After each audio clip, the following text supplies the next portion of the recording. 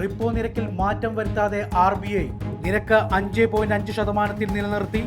വളർച്ചാനുമാനം 6.8% പരിഷ്കരിച്ചു. ധനനയ നിലപാട് ന്യൂട്രലായി തുടരും.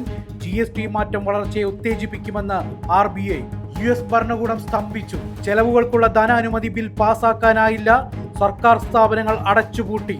ശമ്പളമില്ല അവധിയിലേക്ക് ജീവനക്കാർ. പിരിച്ചുവിടുമെന്ന് ട്രംപിന്റെ ഭീഷണി. അവശ്യ സർവീസുകൾ മാത്രം പ്രവർത്തിക്കും. H1B വിസ സംവിധാനത്തിൽ കൂടുതൽ മാറ്റങ്ങൾ വരും. ഓരോ രാജ്യത്തിനും നിശ്ചിത എണ്ണം H1B വിസ അനുവദിക്കുന്ന ലോട്ടറി രീതി നിർത്തലാക്കും. മാറ്റങ്ങൾ ഫെബ്രുവരിക്ക് മുൻപെന്ന് US വാണിജ്യ സെക്രട്ടറി ഹൊവാർഡ് ലുട്നിക്. വാണിജ്യ ആവശ്യത്തിനുള്ള പാചകവാത വിലയിൽ വർധനവ്. 16 രൂപയാണ് കൂടിയത്. 19 കിലോ സിലിണ്ടറിന് കൊച്ചിയിൽ 1603 രൂപയായി. ഗാർഹിക പാചകവാതക സിലിണ്ടർ വിലയിൽ മാറ്റമില്ല. സംസ്ഥാനത്ത് സ്വർണ്ണവിലയിൽ വീണ്ടും വർധന. ഗ്രാമിന് 110 രൂപ കൂടി 10,875 രൂപയും പവന് 880 രൂപ കൂടി 87,000 രൂപയുമായി.